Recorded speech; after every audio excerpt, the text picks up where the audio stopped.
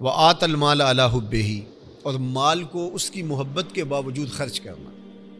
یعنی مال کی محبت موجود ہو، ضرورت بھی موجود ہو، جوان ہے، تندرست ہے، مال ہے، اور مال کے مصارف اس کے پاس ہیں، بچوں کی شادیاں کرنی ہیں، ضرورت ہے، مکان بنانا ہے، یہ ساری چیزیں ہیں، تو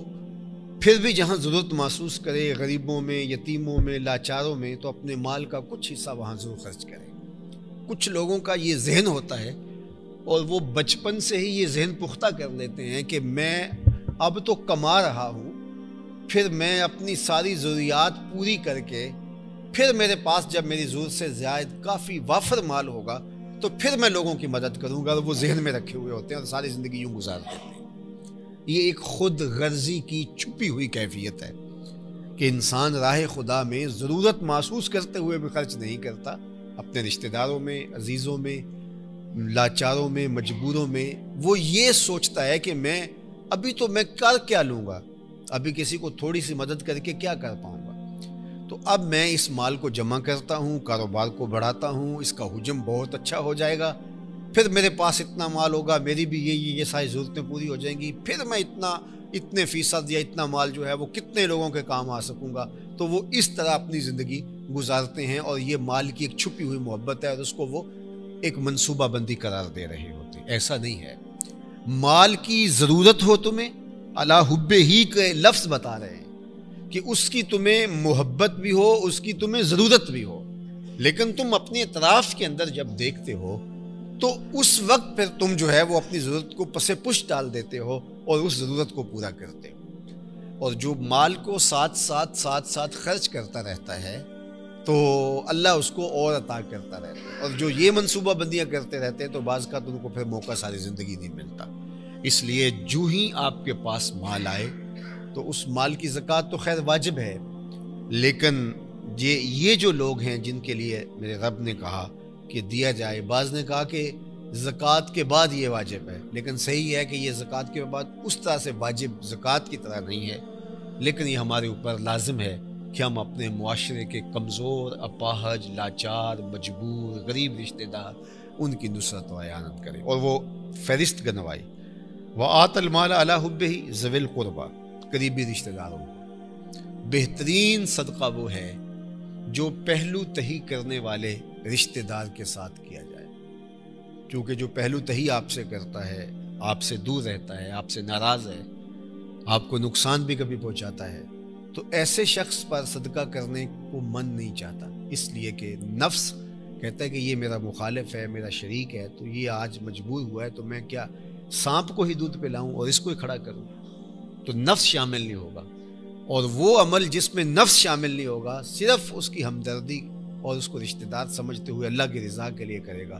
تو یہ افضل صدقہ ہے۔ ویسے بھی وہ صدقہ جو رشتہ دار پر کیا جائے وہ اس کا ثواب دوسرے صدقے سے 2 گنا ملتا ہے، ایک تو وہ صدقے کا ثواب اور دوسرا وہ رشتہ دار کے اوپر کیا جائے۔ اللہ اکبر۔ والیتامى، اور یتیموں پر۔ یتیم ان نابالغ بچوں کو کہتے ہیں جن کے والد انتقال کر گئے، تو ان کو یتیم کہا جاتا ہے۔ ہمارے ہاں یہ بھی ایک مشہور ہے کہ جس کی ماں انتقال کر گئی اس کو مسکین کہا جاتا ہے، اور جس کا باپ انتقال کر گیا اس کو یتیم کہا جاتا ہے۔ تو ایسا نہیں ہے، کفالت کی ذمہ داری باپ کی ہے، تو باپ کے انتقال کرنے سے بچہ یتیم کہلائے گا۔ مسکین کی تعریف اور ہے، مسکین وہ ہوتا ہے جس کے پاس ایک روز کا کھانا بھی موجود نہ ہو، تو وہ مسکین کہلاتا ہے، وہ چاہے اس کا باپ ہو یا اس کا باپ فوت ہو گیا، اس سے کوئی فرق نہیں پڑتا۔ تو یتیم جس کے ماں باپ انتقال کر گئے ہیں یا باپ انتقال کر گیا ہے تو وہ ضرورت مند ہے اور وہ نابالغ ہے۔ جب وہ بالغ ہو جائے گا تو پھر یتیم نہیں رہے گا، کیونکہ اگر بلوغت کے بعد بھی یتیمی برقرار رہتی ہے تو یہاں بیٹھے ہوئے کتنے لوگ ہیں کہ جو یتیم ہیں، اس لیے کہ بہت سارے لوگوں کے باپ اور ماں چلی گئی ہے، تو یتیم اس وقت ہوتا ہے جب تک وہ نابالغ ہوتا ہے، جب وہ بلوغت میں پہنچ جاتا ہے تو پھر وہ یتیم نہیں رہتا۔ تو مسکین کس کو کہتے ہیں؟ والمسکین والمساکین، اور مسکین وہ ہوتا ہے کہ جس کے پاس جو ہے وہ 2 وقت کا کھانا بھی موجود نہ ہو۔ اللہ اکبر۔ وابن السبیل، اور جو ہے وہ مسافر کو ابن سبیل اس لیے کہا گیا، راستے کا بیٹا اس لیے کہا گیا کہ اس کے ماں باپ اس کے ساتھ نہیں ہوتے ہیں، تو اگر کوئی شخص دولت مند ہی ہو لیکن وہ راستے میں ہے اور اس کے پاس رقم ختم ہو گئی ہے تو وہ مسکین اور مستحق کے زمرے میں آئے گا۔ آج کے دور کے اندر تو خیر کوئی بات نہیں ہے کہ آپ پیسے منگوا لیتے ہیں یا اے ٹی ایم کارڈ آپ کے پاس موجود ہے تو وہ آپ کے پاس پیسے موجود ہیں، لیکن اس زمانے میں جب لوگ سفر کرتے تھے، اور آج بھی اگر کوئی ایسا مسافر ملے کہ جس کے پاس وقتی طور پہ کچھ نہ ہو تو وہ اس بات کا حقدار ہے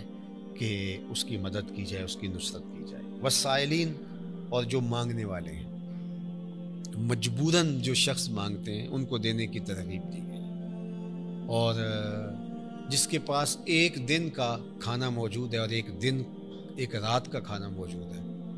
دو طرح سے موجودگی کی صلاحیت ہے، یعنی اس کے پاس اتنی طاقت ہے کہ وہ کما سکتا ہے، یا یہ ہے کہ اس کے پاس عملاً موجود ہے تو اس کے لیے سوال کرنا جائز نہیں ہے۔ لیکن اگر کوئی شخص کمزور اتنا ہے کہ کما نہیں سکتا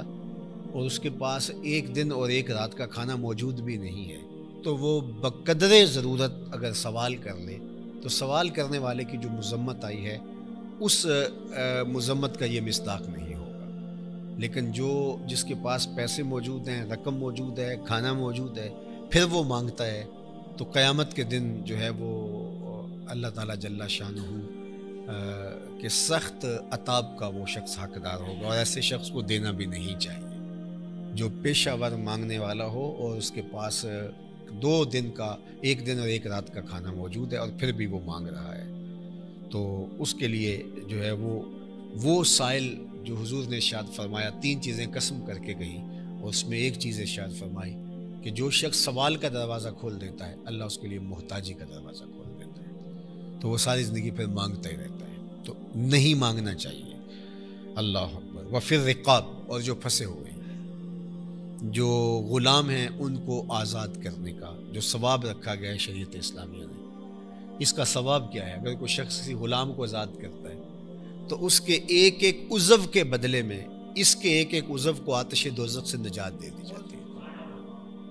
اللہ اکبر۔ ایک ایک عضو کے بدلے میں یہ ثواب ہے، تو حضور نے یہ ترغیب دی اور صحابہ نے اس پہ عمل کیا۔ حضرت عثمان غنی رضی اللہ تعالیٰ عنہ ہر جمعۃ المبارک کو جمعہ پڑھنے سے پہلے ایک غلام ضرور آزاد کیا کرتے، اور حضرت عبد الرحمن بن عوف رضی اللہ تعالیٰ عنہ نے زندگی میں 30,000 غلام آزاد کیے۔ 30,000 غلام جب ہجرت کر کے مدینہ المنورہ آئے نا تو بالکل کچھ بھی نہیں تھا ان کے پاس، تو حضور نے مواخات قائم کی تھی، ایک انصاری کو اور ایک صحابی مہاجر کو جوڑ دیا کہ تم ذرا اس کو کھڑا کرو، تو ان کا جو بھائی بنایا گیا تھا اس نے حضرت عبد الرحمن بن عوف کو کہا کہ بتاؤ میں تمہاری کیا خدمت کر سکتا ہوں، تو انہوں نے اس کو کہا کہ بھائی مجھے بازار کا راستہ دکھا دو، آگے میں جانوں اور میرا کام جانے، اور یہ پھر بازار چلے گئے اور فرماتے ہیں کہ میں نے کچھ اصولوں کے تحت کاروبار کیا۔ جب حضرت عبد الرحمن بن عوف کا انتقال ہوا تو آپ کے بیٹوں میں